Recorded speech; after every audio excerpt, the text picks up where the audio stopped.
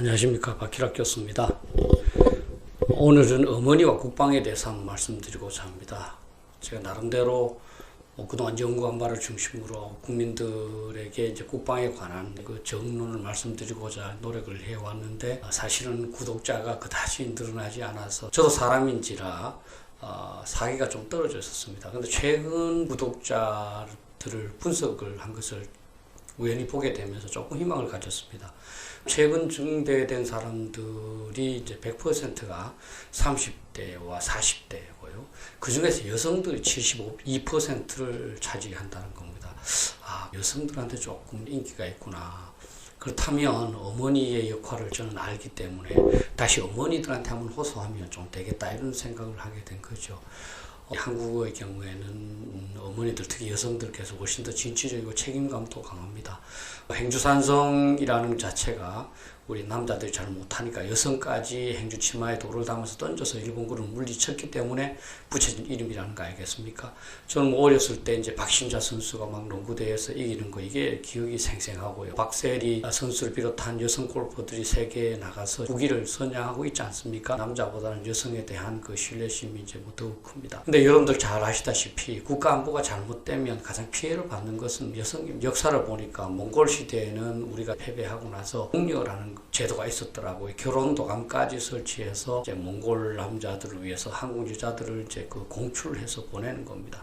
그 80년 정도 이제 되면서 2,000명 정도를 넘어갔다고 그러더라고요. 그러한 제도는 명나라 때도 지속됐다고 합니다. 중종 때 겨우 이제 종료시켰다고 합니다. 그 과정에서 가족 중에서 예쁜 처녀를 공출해서 중국으로 보내고 자식을 잃는 부모 또 떠나야 되는 아가씨는 얼마나 마음이 아팠겠습니까? 위안부 문제는 이미 잘 아시라고 생각을 합니다.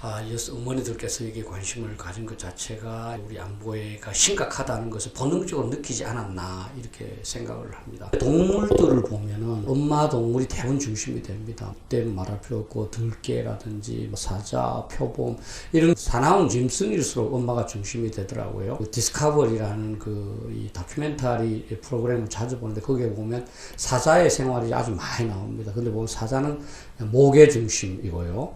어머니 사자들이 대부분 사냥을 합니다. 이 수사자가 있는데 이 수사자는 사냥도 하지 않고 그 다른 수사자가 침범하는 것을 막는 역할만 합니다. 왜냐하면 다른 수사자가 정복을 하게 되면 이 사자 무리 중에서 이전 수사한테 태어난 사자를 다 죽이거든요. 그렇게 해서 이 어머니 사자들이 수사자를 이제 받들고 먹이 사냥을 하고 나서도 제일 먼저 먹도록 하는 거죠. 그걸 보면 확실히 남자들보다는 이제 여성들이 더 책임감이 있는 것은 인간뿐만 아니라 동물 사회로부터 유래되는 그런 근본적인 게 아닐까, 이런 생각을 하게 됩니다. 어미닭 같은 경우도 보면 병아리를 참이 끌고 갈 때 진짜 모성애 느끼지 않습니까? 실제 제가 광화문에 시위하러 갔을 때도 보면 어머니들께서 진짜 진지하시고 또 이제 눈물을 흘리고 이런 걸 보면서 한편으로는 참 저런 어머니들을 이런 데 나오지 않도록 해야 되는데 하면서 좀 부끄러움도 느꼈지만, 그런 어머니들 뜻을 따라서 나라를 좀 빨리 바로 잡아야 되겠다, 이런 결의도 다지기도 했습니다. 그래서 저는 얼마 전 유튜브를 통해서 어머니의 시각에서 북핵 문제, 북한 문제를 보자. 왜냐하면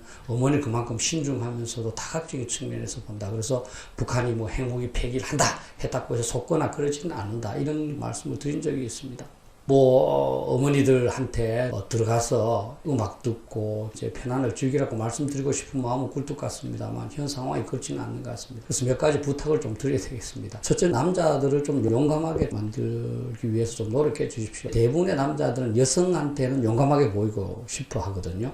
유럽의 경우를 보면 이제 여성들이 만약에 자기를 좋아하는 두 남자가 있다고 한다면 결투를 해라. 그러면 내가 용감한 남자하고 이기는 남자하고 같이 이제 결혼하겠다, 이렇게 하지 않습니까? 그렇게 해서 유럽 같은 경우에 보면은 여성들이 남성들로 하여금 여성을 가장 최우선샷으로 만들었습니다. 레이디 퍼스트라고. 배를 타거나 이렇게 할 때도 항상 여성을 우위에 두도록 하게 돼 있고요. 그런데 우리나라 같은 경우는 여성들이 너무 희생적으로 하시다 보니까 남자들이 너무 이제 여성의 가치를 잘 모르고 자꾸 여성 치마 뒤에 급할 때는 숨고 편안해지면 앞에 나와서 거들먹거리는 그런 상황이 되지 않았나.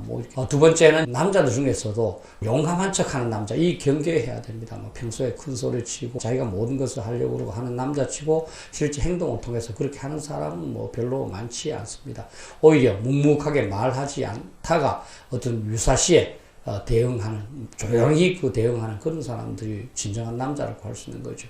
세 번째는 좌파 남자들을 만나면 좀 꾸짖어 주십시오. 사실 여성들이 꾸짖어 주는 데 대해서는 조금 약하거든요. 그 사람들이 이제 갖고 있는 생각, 이런 것들이 상당히 비현실적이지 않습니까? 나라를 망치는 거지 않습니까? 국가안보가 튼튼한 다음에 경제나 사회 분야에서 좌파적인 정책을 좀 가미하는 거에 큰 문제가 있겠습니까만, 현재는 우리가 북한의 핵무기 위협을 받고 있는데 북한을 무조건 좋아하거나 막 북한을 추종하고 북한을 비판도 안 하는, 이건 진짜 꾸짖음을 받아야 된다, 저는 된다고 생각을 합니다. 네 번째는 이제 그 남편과 자식들한테 좀 안보에 관한 지식도 물어보시고 좀 아는지 한번 체크해 주십시오. 뭐 남편한테 예를 들면 북한이 핵무기를 몇 개 갖고 있는지 알고 계시느냐, 북한이 그 미사일을 시험 발사한다는데 그 중에서 미사일 요격만에 걸리지 않는 것도 있다는데 그걸 알고 있는지 한번 체크해 보시고, 만약에 모른다면 좀 꾸짖어 주시고 안보에 대해서 알도록 해 주십시오. 남편과 자식들이 안보에 대해서 철저하고 조심을 해야만 어머니들께서 조금 편안하게 살 수 있지 않겠습니까? 다섯 번째, 마지막으로 어머니들께서 이제 핵 대피에 관한 사항도 조금 공부를 해줬으면 좋겠다 하는 말씀을 드리고 싶습니다.